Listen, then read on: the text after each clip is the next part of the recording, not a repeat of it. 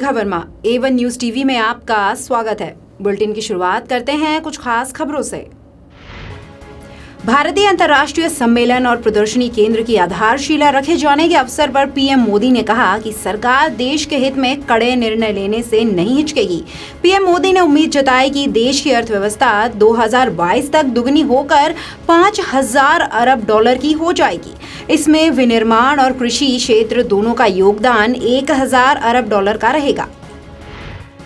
BJP अध्यक्ष अमित शाह ने उम्मीद जताई कि अयोध्या में राम मंदिर के निर्माण के लिए आंदोलन के परिणाम स्वरूप संस्कृति की जीत होगी और लोकतंत्र में हमेशा लोगों की भावनाएं ही जीतती हैं।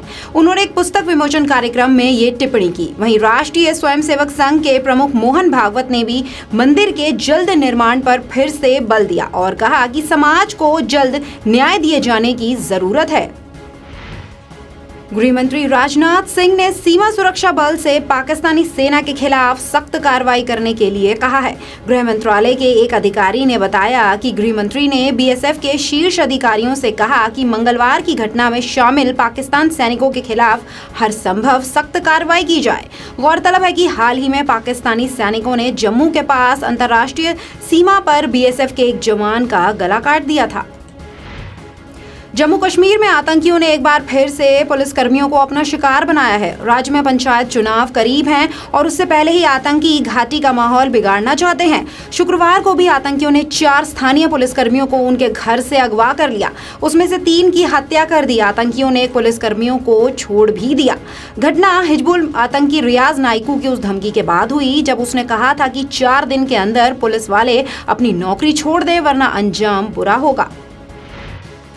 राजस्थान विधानसभा चुनाव के मद्देनजर कांग्रेस अध्यक्ष राहुल गांधी गुरुवार को के डूंगरपुर के सांगवाड़ा पहुंचे।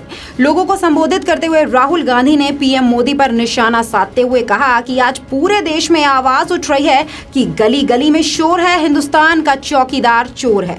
साथ ही राहुल ने कहा कि उनकी पार्टी मिलकर चुनाव लड़ रही है और अशोक गहलोत, सचिन पायलट के बीच कोई मतभेद नहीं है। मध्य प्रदेश के मुख्यमंत्री शिवराज सिंह चौहान के एक बयान पर उदित राज नाराज हो गए हैं। मुख्यमंत्री चौहान ने हाल ही में एक ट्वीट कर कहा था कि प्रदेश में SC/ST एक्ट के तहत बिना जांच के गिरफ्तारी नहीं होगी।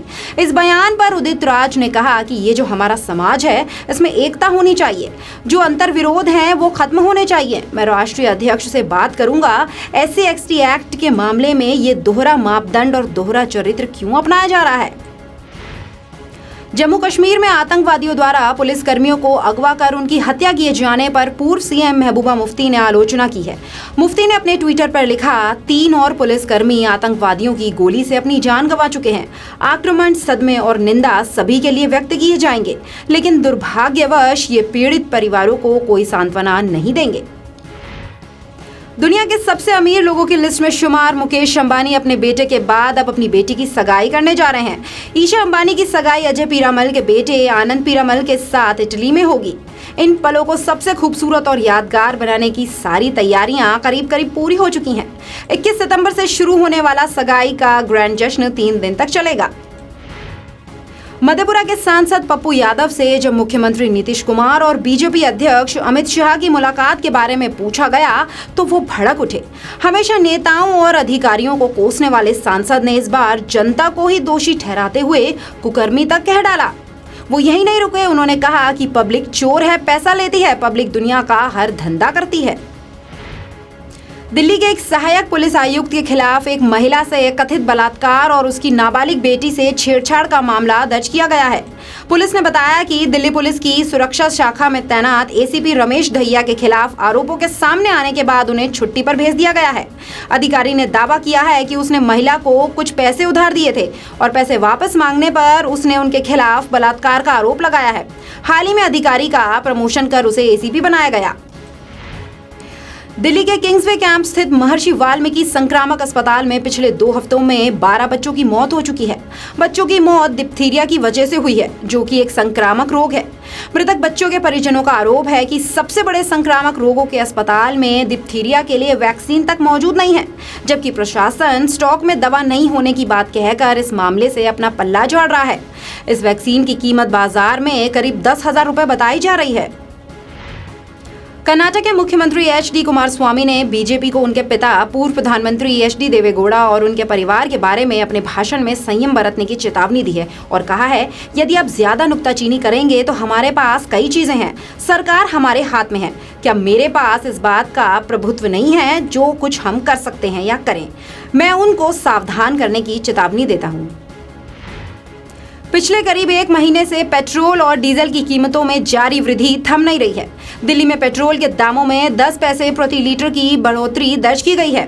इससे दिल्ली में पेट्रोल 82.32 रुपए लीटर पहुंच गया। हालांकि डीजल की कीमतों को लेकर लोगों को कुछ राहत मिली है। शुक्रवार को लगातार दूसरे दिन डीजल की कीमतों में कोई बढ़ोतरी दर्ज नहीं हुई है। कांग्रेस ने छत्तीसगढ़ विधानसभा चुनाव के लिए बहुजन समाजवादी पार्टी और पूर्व मुख्यमंत्री अजीत जोगी की पार्टी के बीच गठबंधन को भाजपा के इशारे पर हुई डील करार दिया है और कहा है कि इससे कांग्रेस को किसी तरह का कोई नुकसान नहीं होगा। पार्टी के छत्तीसगढ़ प्रभारी पीएल पुनिया ने यह भी कहा कि कांग्रेस छत्तीसगढ़ की सभी 90 सीटों पर चुनाव लड़ने के लिए पूरी तरह से तैयार है।